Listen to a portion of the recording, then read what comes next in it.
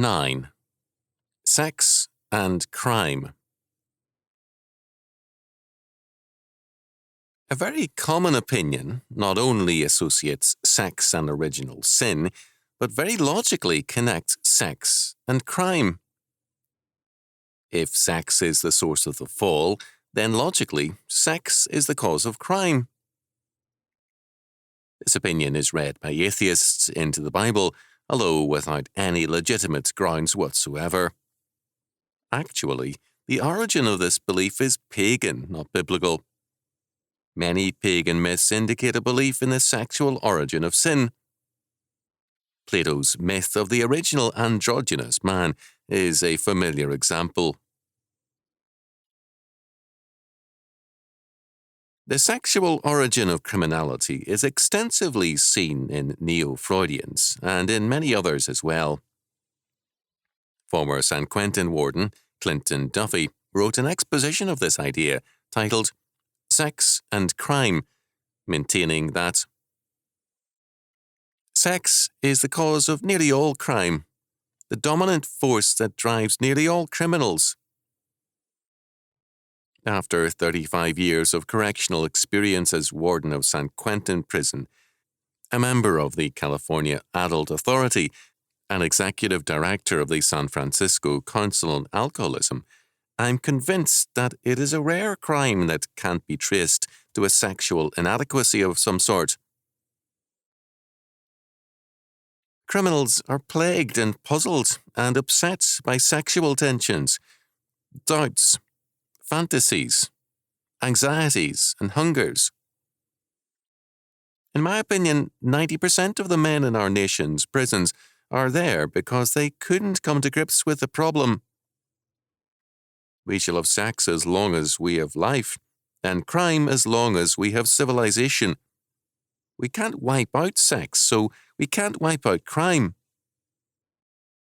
Not until we accept the relationship between the two can we begin to make real progress in our everlasting battle against the forces of evil. We must understand that most crime is a result of sex and has to be treated as a sex problem. If this belief is true, logic requires a radical alteration in sexual standards and behavior in order to remove the causes of crime. Accordingly, the free love advocates demand an abolition of sexual regulations as the necessary step towards a free and humane society. Sexual anarchists are social utopians. A trace of this opinion is apparent in Duffy, who argued for providing sexual partners for prisoners.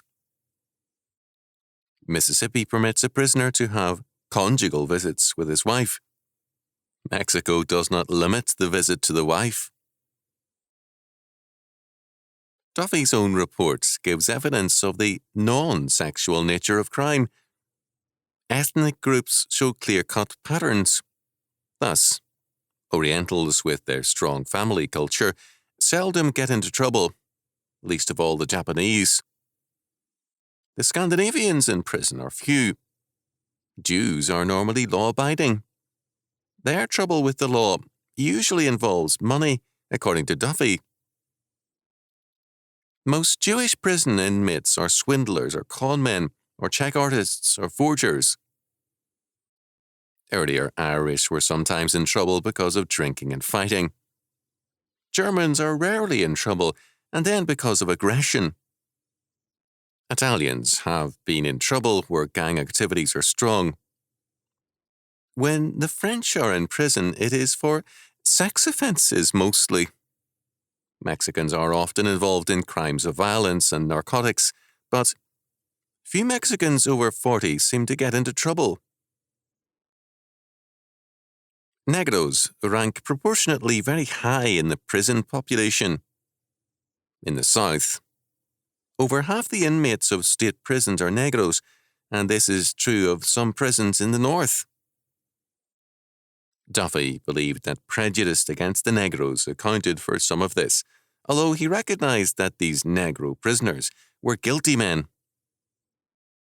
It is quite likely that sometimes a guilty negro faces greater severity because of his race, but it is also true that much is tolerated and excused in him because of his race also. The Southern pattern for decades was severity in some things, such as rape, and indulgence in many things, such as petty thefts, violence between negros, drunkenness, and the like. The racial link with crime is very true, but it is far from the answer. No more than sex is the cause of crime can race be said to lead to crime. Since Duffy's years as prison warden, the amount of criminal activity by white youth has increased very rapidly. Their race has obviously given them no immunity against criminality. The cause must be sought elsewhere. St. Paul states the cause plainly. The unregenerate man, the man in warfare against God, is hostile to God and hates him. Such a man is not submissive to God's law, in fact, cannot be so. Romans chapter 8, verse 7, BV. Such people pursue a course of religious lawlessness. Romans chapter 1, verses 18 to 32. They suppress the truth because of their unrighteousness and worship the creature rather than the Creator. It is this aspect of man which humanism refuses to recognize. Supposedly, man's criminality will be healed by eliminating the state, property, religion, and laws. But since the ungodly are by nature lawbreakers, they may lower the standards as much as they will, but they will still break the law. They live to break the law. As a result, the more a revolutionary generation breaks the law, the more violent it becomes, because violations of a progressively lax standard require progressively more flagrant actions. Nietzsche believed rightly that disbelief in God and in immortality would create a world of violent men. Some humanists have held that if men have only this life and this world, they will treasure life and live in peace. But since God and immortality give this present life significance and purpose, belief curbs men, whereas unbelief cheapens life and leads to greater violence and murder. When man becomes his own God, it becomes an article of faith and an urgency of life to assert his claim by the violation of all laws not of his own choosing. The essence of life, then, is to be unbound, unfettered by law or by responsibility. This leads to a radical perversity, which a friend once chided in the Comte de Gramont for. It is not a fact that as soon as a woman pleases you, your first care is to find out whether she has any other lover, and your second how to plague her. For the gaining of her affection is the last thing in your thoughts. You seldom engage in intrigues, but to disturb the happiness of others. A mistress who has no lovers would have no charms for you. In the 18th century, the basic purpose of love affairs has been described as a desire to seduce and desert for malicious sport. The crown of his victory was for the seducer to do his work without the slightest emotional involvement, so that when the woman, conquered and submissive, begged at last, "At least tell me that you love me," he could affect a disdainful smile and refuse. La Rochefoucauld commented, "If love is judged by most of its effects, it resembles hate more than friendship." Such quote-unquote love was indeed hatred, and it began with hatred of God. Since the goal of man, when he claims to be God, is self-sufficiency, the dependency of love is denied. It was the age of reason which also reduced woman's legal status to that of a slave as part of its quote-unquote love. Having reduced woman to a helpless role, these men could then be romantic about this puppet whom they could so easily destroy. Keats burbled about this, quote, new woman, end quote. God, she is like a milk-white lamb that bleats for man's protection. It is not surprising that, quote, hostility, end quote, is a basic aspect not only of child molesters, but of those lolitas, small children who welcome such advances. But every hostility has as its counterpart a new area of sympathy. Those who are hostile to God and His law will be sympathetic and friendly towards criminals. They feel a common bond uniting them in hatred for law. A European lawyer whose perspective is definitely not Christian has observed, determinism in criminal law represents an apologia in a grand manner. We must ask the further question, apologia for what? He who excuses the criminal pleads for himself. Madame Bovary, c'est moi, Flaubert said. At a time when strong influences are breaking new ground, excusing the criminal must result in severe feelings of guilt. An effort is made by society to lessen this feeling of guilt by excusing both itself and the criminal with whom it is identified. Nietzsche referred to the wave of pity which, in the second half of the 19th century, swept over Europe from Paris to St. Petersburg. Sympathy for the criminal means hostility to God and His people. As Reiwald observed further in another context, wherever there is some form of social life, there must be punishment. The punishment in humanistic society is progressively directed against the innocent and the law-abiding, whether with respect to taxation, discriminatory legislation, or open violence. The people of God become the objects of growing violence. In the words of Juvenal, the depths of depravity are not reached in one step. Bronowski noted with respect to pagan festivals, this revolt against authority is the heart of the Saturnalia everywhere. The Renaissance unleashed a great flood of violence by its hostility to godly law. According to Loduca, the liberty sought by the arts, the notion of beauty, is in itself disturbing. The arts have always been the shock troops of true revolution.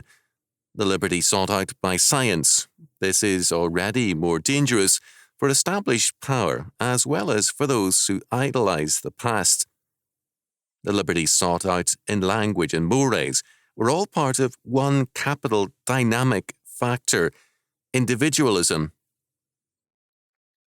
Through individualism, liberty seeks to attain the absolute, that which leads it beyond the concepts of good and evil to authentic anarchy.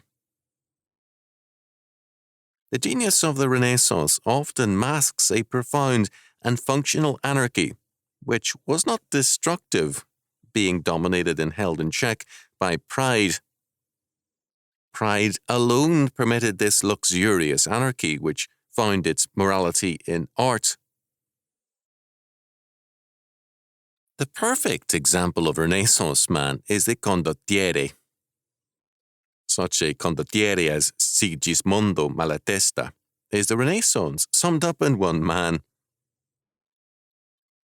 His individualism is equal to that of Bartolomeo Colleone or Galeazzo Maria Sforza. The anarchy of these warlords is based on the rejection of every law, human or divine. Another famous condottiere, Werner von Oestlingen, wore engraved on his breastplate, "Enemy of God, compassion and mercy." Men of this caliber, capable of such fierce hate, strongly marked the world arising from the ashes of the Middle Ages. The violence of the Middle Ages was never free from obsession and cruelty, and above all, the need to find a justification in invoking religious pretexts. The violence of the Renaissance did not for an instant seek to justify itself. The sentiment of guilt had disappeared, absorbed by that desperate will to power, which will be given a name for centuries later. Nevertheless, these condottieres introduced in their society an exterior element which ravaged the continent: the soldier of fortune, mercenary or landsknecht, lords of pillage and rape. Their example, as well as their crimes' impunity, war has always been a useful pretext to unleash the most infamous instincts under the cover of heroes' natural weaknesses, strongly influenced their contemporaries. The author, who gives us this summary, finds also attractive to himself ancient and Greek vices, and speaks of the fact that the ancients charm us with a very knowing philology of the first series of anal penetrations, either of a man or of a woman. Men and societies in revolt against God's authority find a common ground in their hostility to law and moral order. Modern man, thus, feels a continuity with the Greeks and with the Renaissance, which he definitely does not feel with the Middle Ages or with the Reformation. Loduca compares the condottiere of the Renaissance with the modern man as revealed by Sade. What the condottiere brought to the spirit of the Renaissance, Sade brought to the modern era.